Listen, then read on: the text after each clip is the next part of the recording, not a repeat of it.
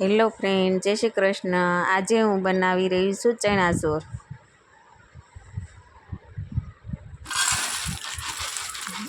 Readymade ચણા ચોર લઈ લીધા, પછી તેમાં ડુંગળી નાખી દીધી,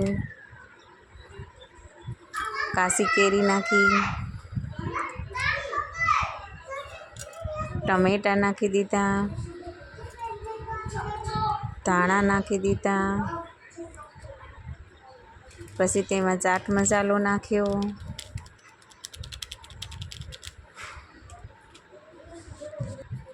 પછી બધું ભળી જાય એ રીતે હલાવી દેવાનું।